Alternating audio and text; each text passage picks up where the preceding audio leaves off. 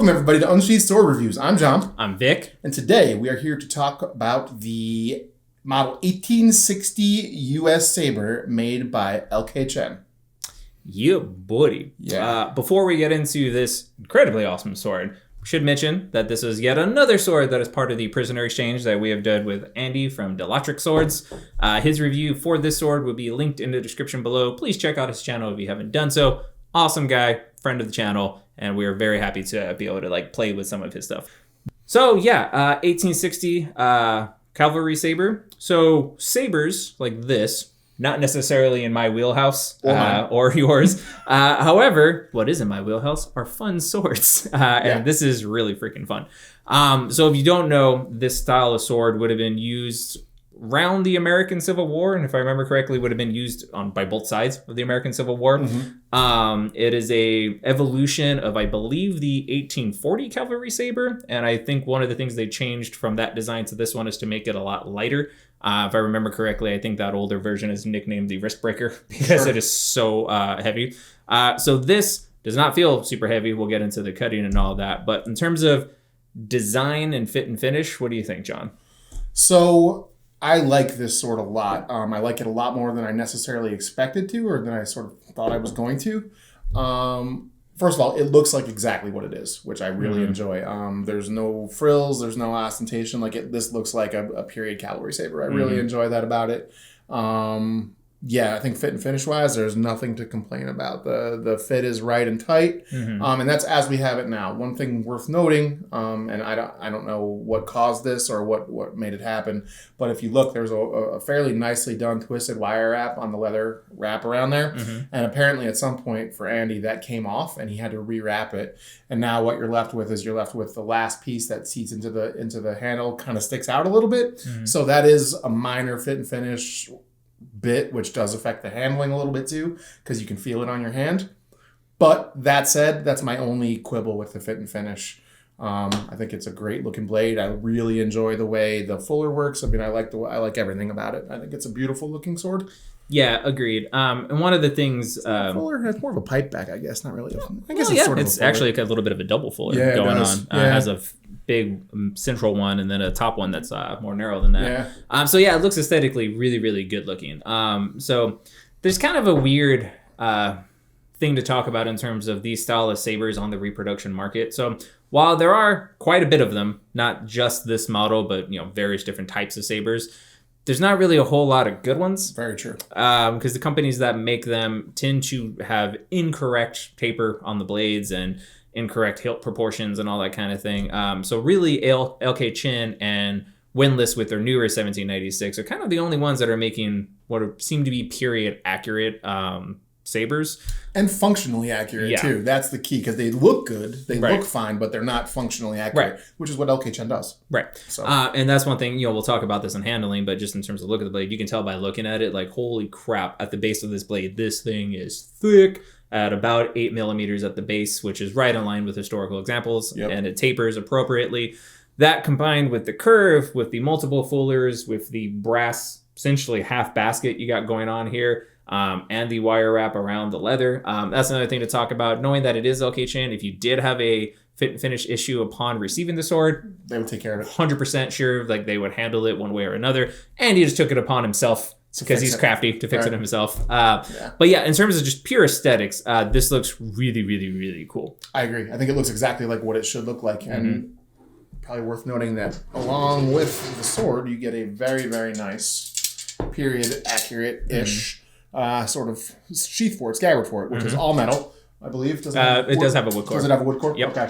Yeah. So it is. It looks just like it's supposed to. Yep. Yeah. So, in case you're wondering why, if you don't know that much about sabers, most regular, soldiers' scabbards would have been made out of metal like this and wood core, essentially for durability purposes. There's lots of videos online you could find. Matt Easton does a video talking about it. But when you're out in campaign and this is banging around, especially if you're on a horse. Yeah, wooden scabbards would break and not last long. So they needed things that were going to be durable. Really only officers had wood leather wrapped scabbards because they weren't seeing the kind of abuse. I did not know that. Yeah. Very cool. But something like this would be completely historically accurate, complete with the rings and all of that. So yeah, it very accurate and looks good on the scabbard. So Agreed. Yeah. Absolutely.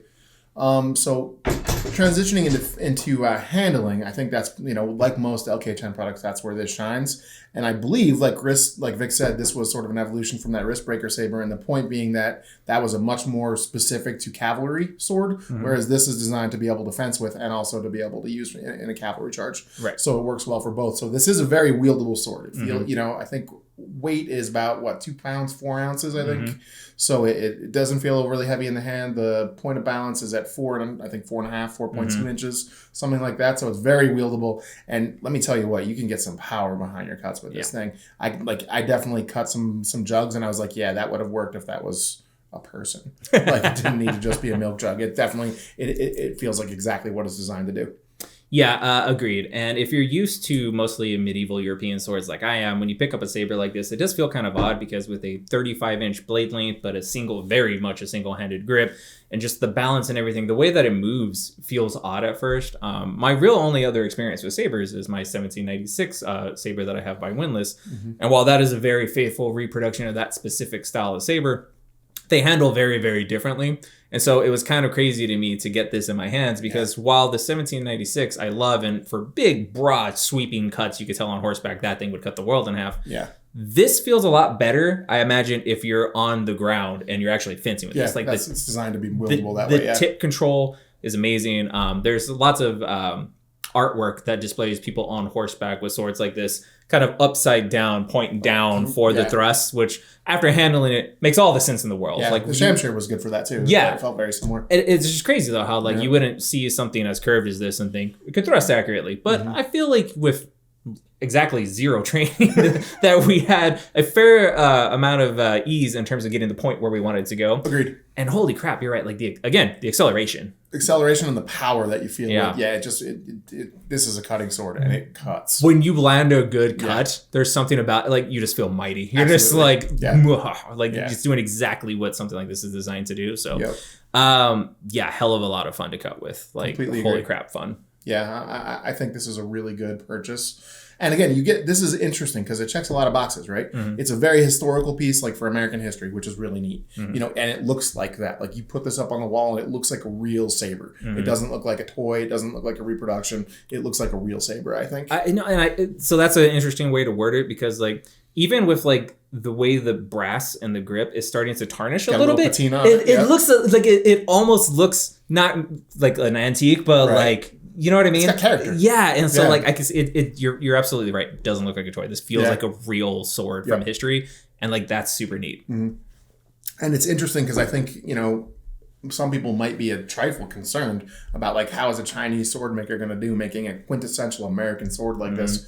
I don't think you have any worries there. I think they do a bang up job on this thing. Yeah, agreed. And given just our experience with some of the other cultures of swords that LK Chen makes, and that was the concerns that we had with other types of swords. And I don't think that should be much of an issue. I think Homeboy just understands sword dynamics. Yeah, exactly. And so you'll just make a good sword. Yeah, and to have a sword that looks as good and as faithful as this does, that handles the way it's supposed to, I think is excellent. So I can't recommend this sword enough, to be honest with you. Yeah, at the price point coming in at about $400 US for the package that you're getting, and again for the lack of faithful reproductions on the markets. Yes, I think this is an absolute buy. And again, so you figure this is going to be $500 to get it to your door probably by the time it's shipped, right? And put that up against any $500 medieval sword, and only the really good ones are on the same level as this. I think there's a lot of swords that you can buy for $500 that are nowhere near this level, both in the Chinese market and in European swords. I just think this is a really good deal.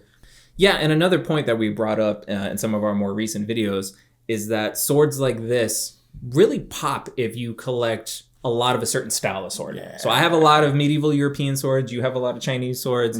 This is very different, and it looks really, really cool. I thought I was perfectly content with my 1796, but this is different just enough where I'm like, you know what?